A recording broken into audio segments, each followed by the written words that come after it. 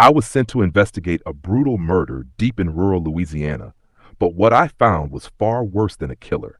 Strange symbols, eerie whistling in the swamp, and a mysterious man in a white hat guarding dark secrets. There are rules here, rules you must never break, because the bayou doesn't just hide bodies, it hides something far more deadly. Dare to follow me into the darkness? Hey everyone, welcome back to the channel. I'm really glad you're here with me today. If you love stories that keep you on the edge of your seat and take you deep into mysterious places, you're in the right spot. Make sure to hit that like button if you enjoy this video, share it with your friends who love a good thrill, and don't forget to subscribe so you never miss out on the next story. Your support means the world to me, and together we're building a community of story lovers. The first thing I noticed when I stepped out of the rental car was the smell. Not the kind you get in the city after a heavy rain, but something far more pungent and unsettling. The air hung heavy with the scent of wet earth, rotting vegetation, and something faintly metallic, like blood left too long in the sun. The sky was overcast, with sluggish, rolling clouds that seemed to press down on the swampy landscape. I had been sent from Baton Rouge to investigate a murder in a place called Belle Reve, a speck of a town in rural Louisiana. The victim, a young woman named Clarissa Duval, had been found near the edge of the bayou, her body mutilated in a way that didn't fit the pattern of any ordinary crime. The local sheriff's office was tight-lipped, the case reports thin. I'd handled my share of strange cases, but something about this one felt different even before I got here. The drive into town had been long and quiet, the roads narrowing until they became little more than cracked asphalt, barely holding back the swamp on either side. Trees leaned in over the road, their mossy beards swaying in the humid breeze. Every so often, I caught sight of old shacks on stilts, their weathered wood bleached gray by years of sun and storms. It was the kind of place where strangers stuck out instantly. I pulled up in front of the sheriff's office, a squat brick building that looked like it hadn't been updated since the 60s. Inside, the air was stale, a mix of coffee, sweat, and paper. Sheriff Amos Boudreau was waiting for me. He was a big man with skin the color of old leather and a mustache that curled at the ends. His eyes were sharp, but there was something behind them I couldn't quite read. Wariness, maybe even fear. "You must be Detective Carson," he said, offering a handshake that was firm but brief. "Come on back. We got some things to go over before you head out." I followed him into his office, which was cluttered with case files, maps of the bayou, and a mounted alligator head on the wall. He closed the door and leaned against his desk, folding his arms. "I'll be straight with you," he said. "This case, it's not like anything you've seen before. Folks around here, they don't like talking about it. Some think it's bad luck, others think it's worse than that." I asked him to clarify, but instead of answering directly, he slid a folder across the desk. Inside were crime scene photos of Clarissa. Her eyes were wide open, her mouth frozen in a scream. Her skin was pale, but what struck me most was the way her body had been arranged, arms folded over her chest, and a strange pattern of symbols carved into her skin. "What's this carving?" I asked. Boudreau's lips pressed into a thin line. "That's part of the problem. Folks here say it's old, older than this town. And there are rules, Detective. If you're going to be poking around, you'd better learn them." He handed me a sheet of yellowed paper. Written in shaky handwriting were a series of instructions. 1. Never enter the bayou after sunset. 2. If you hear whistling and you're alone, do not answer it. 3. Don't cross paths with the man in the white hat. If you do, walk the other way. 4. Keep salt in your pocket. 5. If you find a door in the middle of the swamp, do not open it. I read them twice, then looked up at him. "You can't be serious." He met my gaze without flinching. "Serious as a heart attack. These rules have kept folks alive for generations. You don't follow them, you end up like Clarissa, or worse." I wanted to press him for more details, but his phone rang, and he excused himself. While he was out, I stared at the rules again. They felt like something out of a bad ghost story, but I couldn't ignore the unease gnawing at me. When Boudreau came back, he told me Clarissa's last known whereabouts. She'd been seen leaving a bar 2 nights before her body was found, heading toward her family's old fishing cabin. No one knew why she went there. He gave me directions and told me to be careful. And don't let the sun set on you out there, he added. The road to the cabin wound deeper into the swamp. The pavement eventually gave way to dirt, and the trees grew so thick the sunlight dimmed even in the middle of the day. I passed a few locals along the way, men sitting on porches, women hanging laundry, but each one stopped what they were doing to watch me pass. Their expressions weren't welcoming. They were measuring me, maybe even pitying me. The cabin was small and weathered, perched on stilts above dark, stagnant water. The boards creaked under my weight as I stepped onto the porch. The door was unlocked. Inside, the air was thick with mildew. Dust motes swirled in the dim light filtering through warped window frames. There was no sign of struggle, no blood, nothing to suggest a violent end had happened here. Still, I felt watched. As I searched, I found something odd in the corner near the bed, a small pile of salt. It looked deliberate, as if someone had poured it there for a reason. I thought about the rules and felt a cold prickle at the base of my neck. The back door led to a rickety dock jutting into the water. I stepped out, scanning the tree line. The stillness was oppressive. Then, faintly, I heard it, whistling. Slow, almost tuneless, drifting across the water. My first thought was that it was just a fisherman or a kid playing somewhere in the distance, but the sound felt wrong. It didn't move or fade. It stayed at the same pitch and volume, as if it was aimed directly at me. I remembered the second rule and stayed silent. The whistling stopped, but the silence that followed felt heavier than before. Back inside the cabin, I noticed something else. Carved into the underside of the table was the same strange symbol that had been found on Clarissa's skin. My pulse quickened. I snapped a photo and sent it to Boudreaux, but the signal out here was weak, and the message didn't go through. I decided to head back before sunset. As I drove, the road seemed longer than before, and at one point I thought I saw a man standing at the edge of the trees. He was tall, wearing a white hat, his face shadowed. I blinked, and he was gone. When I finally reached town, it was nearly dusk.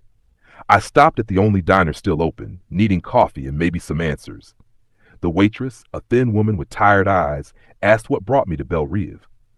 When I mentioned Clarissa, her expression tightened. "You're going to want to leave this one alone," she said quietly, glancing around as if someone might overhear. "People who dig too deep out here, they don't come back the same, if they come back at all." She slid my coffee across the counter, her hand trembling slightly. "And whatever you do, detective, don't open any doors you weren't expecting to find." Her words echoed in my mind long after I left the diner. Back in my motel room, I sat on the bed, staring at the rules again. The symbols, the salt, the whistling, they weren't just superstition. They were part of something bigger, older, and far more dangerous than I'd realized. Outside, the wind picked up, rattling the windows. Somewhere in the distance, just faint enough to make me question my own ears, I heard it again, slow, tuneless whistling. The night was thick and unforgiving. I barely slept, though I tried. The motel room was small and musty, with peeling wallpaper and a buzzing ceiling fan that offered little relief from the heavy Louisiana humidity. I kept replaying the day's events in my mind, the strange symbols, the salt in the cabin, the man in the white hat. Most of all, the rules. They seemed like nonsense at first, but the more I thought about them, the more I realized that ignoring them could mean disaster. At dawn, I made my way back to the sheriff's office. Sheriff Boudreaux was already there, sipping bitter coffee and flipping through some papers. "Did you get any sleep?" he asked without looking up. "Not much, and I keep hearing that damn whistling in my head." He frowned. "That's how it starts. You hear it in your head even when there's no one around." I wasn't sure whether to be reassured or more worried. "I want to go back to the bayou," I said. "There's something about that cabin and those symbols that I don't understand yet." Boudreaux shook his head. "You sure about that? The bayou isn't like the city. Things out there aren't always what they seem, and the sun's your friend. Once it sets, you're in trouble." I nodded, knowing he was right, but I also knew I couldn't turn back now. He handed me a small pack with a vial of salt and a lighter. "Keep these close. Salt's supposed to keep bad things away. The lighter might come in handy. And if you see the man in the white hat, don't run, just walk the other way." It sounded ridiculous, but I kept the pack in my pocket without a word. The morning was gray and cool. The sky was heavy with rain clouds, but the storm hadn't broken yet. The air smelled of wet wood and moss, and the swamp seemed almost alive with unseen creatures. I drove back toward the bayou, this time taking a narrow dirt path that snaked deeper into the wetlands. The trees grew thicker, their branches intertwining like skeletal fingers reaching for the sky. Spanish moss hung like curtains from every limb, swaying gently in the breeze. After about 20 minutes, I parked near a narrow trail leading off the road. I grabbed a flashlight and started walking. The ground was soft and uneven. I had to be careful not to slip or step into a hidden pool of water. My every footstep seemed loud in the stillness. As I walked, I spotted more strange markings carved into trees and stones. They looked like the symbols from the cabin and on Clarissa's body, but no two were exactly the same. It was like a language, but one I couldn't decipher. I stopped near a large cypress tree and traced one of the carvings with my fingers. Suddenly, a chill ran down my spine. The wind shifted and I heard it again, the slow, eerie whistling. It wasn't coming from anywhere specific. It felt like it was everywhere and nowhere at the same time. My heart pounded. I clenched the vial of salt in my hand and looked around, but saw nothing but the swaying branches. Suddenly I heard footsteps. Slow, deliberate. They weren't mine. I spun toward the sound and caught a glimpse of a figure disappearing behind a thicket. I called out, but there was no answer. I followed the trail cautiously, the flashlight beam flickering over gnarled roots and twisted vines. Then I saw it, a small wooden door standing alone in the middle of the swamp. No walls, no building, just the door, weathered and gray, its paint peeling. I froze. The last rule on the list had been clear. If you find a door in the swamp, do not open it. My fingers trembled. The door seemed out of place, a portal to somewhere unknown. Something inside me screamed to turn back, but my curiosity won out. I reached for the handle, but stopped just before touching it. The whistling started again, louder now, circling me like a slow song meant to hypnotize. I stepped back, heart racing. The door creaked open slowly on its own, revealing nothing but darkness beyond. I didn't want to look, but I did. And what I saw chilled me to the bone. Inside was a corridor impossibly long and twisting, illuminated by flickering lights that cast strange shadows on the walls. The air smelled like decay and something metallic. Blood, maybe. I felt the cold touch of fear wash over me. Something told me that door was not just wood and hinges. It was a gateway, and crossing it could mean never coming back. I tore my eyes away and slammed the door shut. The sound echoed through the swamp, swallowed quickly by the dense trees. I ran back toward the car, the whistling chasing me. When I reached the road, I looked back once more. The door was gone. Back in town, I barely spoke to anyone. I needed to figure out what I had seen. I spent the evening in my motel room going through every document Boudreaux had given me, searching for any mention of the door or the symbols. Around midnight, a knock at the door startled me. I wasn't expecting anyone. I opened it cautiously to find an old woman standing there. Her eyes were cloudy, and her skin was leathery and cracked like bark. She wore a faded shawl, and her voice was a rasp. "You're not from here," she said, her gaze piercing. "You've seen the door." I swallowed hard. "How do you know?" She smiled, but it was not a comforting expression. "They say the swamp has eyes. It watches outsiders who come looking for trouble. The door is a trap. Once you see it, you're marked." "Marked for what?" She leaned closer, whispering, "For the ones who live beyond. They're waiting for those who don't obey the rules." My skin prickled. "What rules?" She glanced over her shoulder nervously. "Never enter the bayou after dark. Never answer the whistling. Keep your salt close. And if you ever meet the man in the white hat, do not follow him." My mind flashed back to Sheriff Boudreaux's warnings. "Why are you telling me this now?" "Because you're close to the edge," she said. "And once you cross it, there's no turning back." Before I could ask more, she turned and disappeared into the night, swallowed by the darkness. I locked the door and sat down, my hands shaking. The swamp was no ordinary place. It held secrets darker than any murder I had ever investigated. And the rules? They were not just superstition. They were survival. The sun hadn't risen fully, but a faint gray light crept over Belle Reve when I woke the next morning. The memory of the old woman's warning clung to me like a second skin. I sat on the edge of the motel bed, staring at the salt vial still in my palm. Somehow, This tiny pack of crystals felt like my only protection against a darkness I was only beginning to understand. The sheriff hadn't been easy to reach by phone, so I headed to his office to try again. The streets were almost deserted, the townsfolk still wrapped in sleep or cautious silence. When I arrived, Boudreaux was waiting outside, leaning against his truck. "Morning," I said, trying to keep my voice steady. He gave a tight smile. "You look like hell? Rough night?" I hesitated before mentioning the old woman. "Someone stopped by last night, told me more about the rules, about the door." Boudreaux's expression darkened. "You're poking the hornet's nest, detective. This place has history, deeper than you know." He motioned for me to get into his truck. "Come with me. There's someone you need to meet." The drive took us out of town, following a narrow road lined with gnarled oaks and dense brush. After a few miles, we reached a small run-down house perched on the edge of the bayou. Inside, the air was thick with smoke and the scent of burning sage. An elderly man sat by a fire pit, his eyes sharp and alert despite his age. His hands rested on a cane carved with strange symbols, the same ones I had seen carved in the trees and on Clarissa. "This is Jeremiah," the sheriff said quietly. "He knows the stories, knows the rules better than anyone." Jeremiah nodded, his gaze piercing mine. "I've lived here all my life, seen what happens when you break the rules." I asked him to explain what he knew about the man in the white hat. Jeremiah's face grew grim. "He's a spirit or something close to it. They say he's a guardian of the bayou, but he's no friend to outsiders. If you cross his path, bad things happen. Some say he's the one who marks those who disobey." I swallowed hard.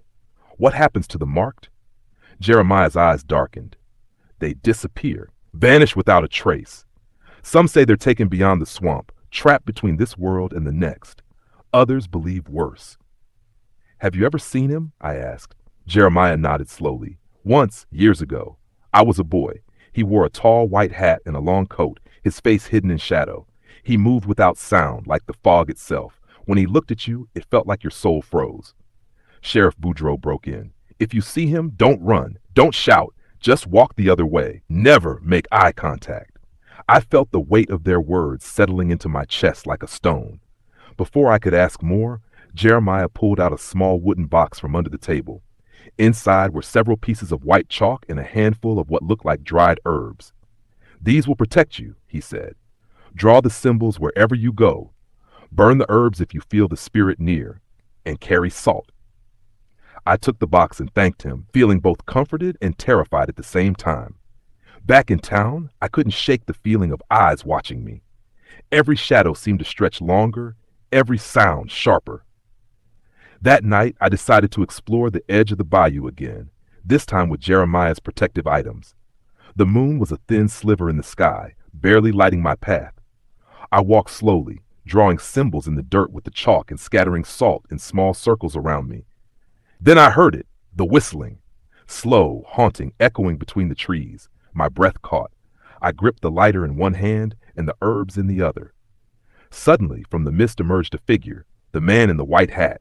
He was exactly as described, tall, wearing a wide-brimmed white hat and a long, flowing coat that seemed to absorb the light. His face was hidden in shadows, but I felt his eyes lock onto mine. My instinct screamed to run, but I remembered the rule.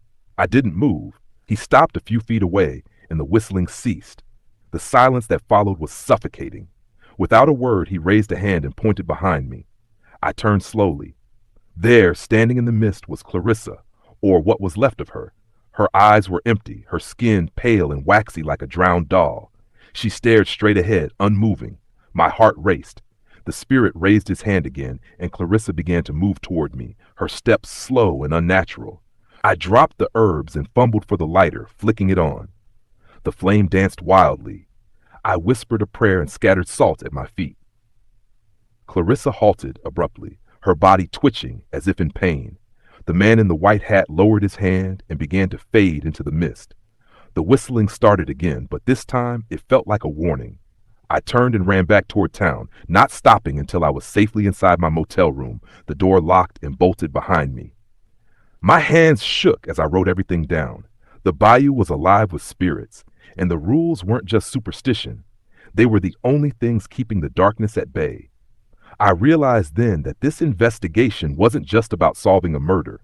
It was about surviving the curse of the swamp itself.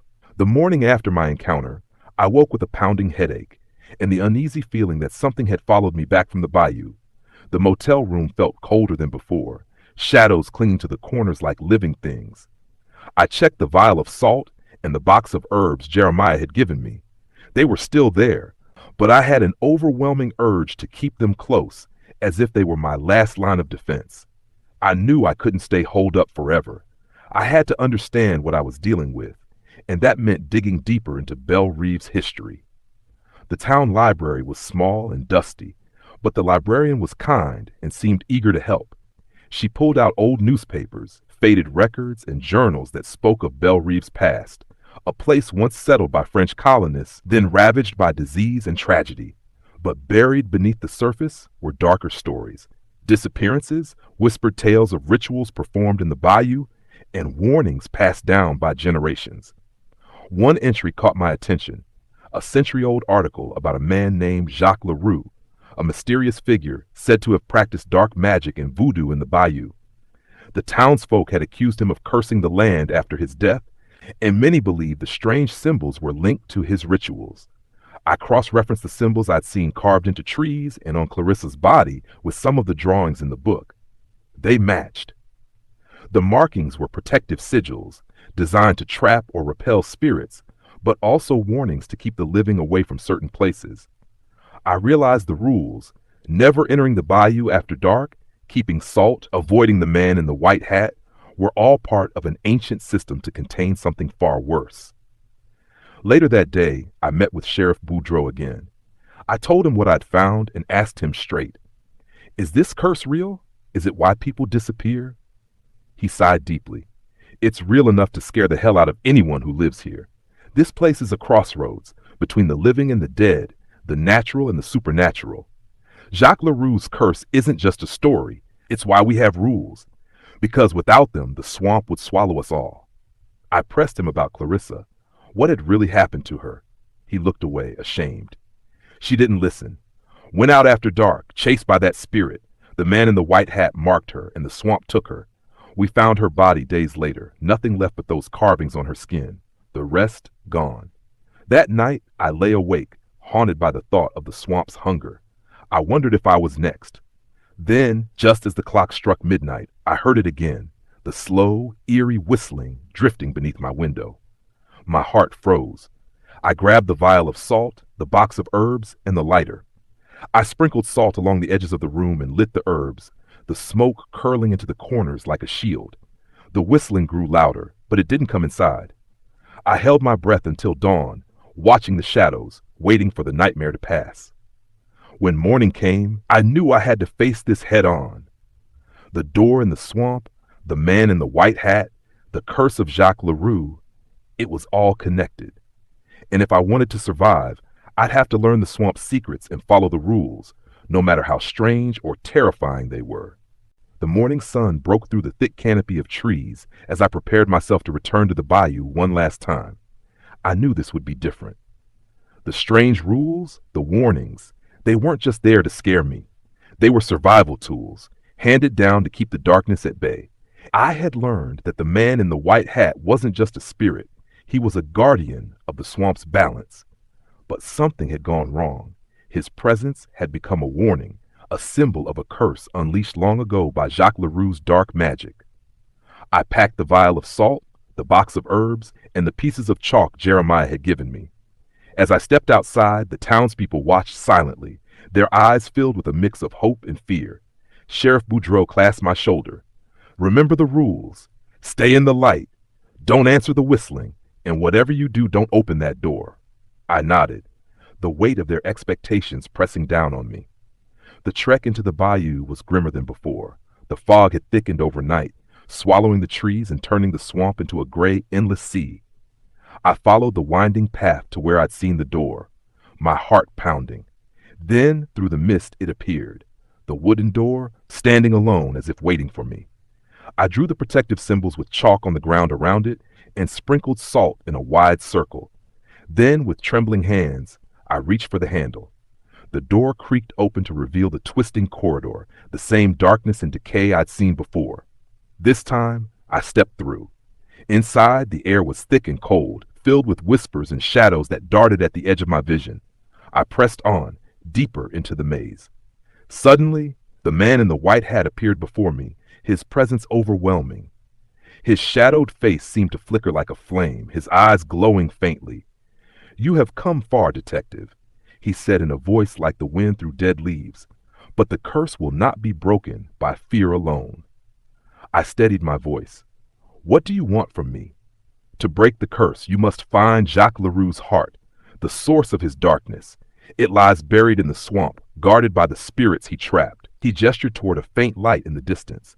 I stepped forward, following the path until I reached a clearing. In the center lay an ancient chest, covered in moss and vines. My hands shook as I opened it, revealing a small, blackened object, Jacques Leroux's heart, preserved by dark magic. I remembered the vial of salt and sprinkled its contents over the heart. Flames erupted, blue and fierce, burning away the darkness.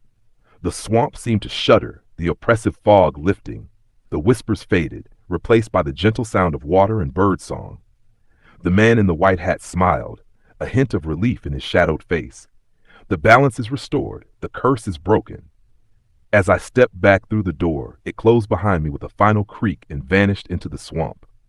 When I returned to Belle Rive, the townsfolk were different. Their faces lighter, their eyes no longer haunted. Sheriff Boudreaux shook my hand firmly. "You did what none of us could." I nodded, feeling the weight of the swamp's secrets lifting. The rules still stood, but now they were a reminder of respect and balance, not just fear.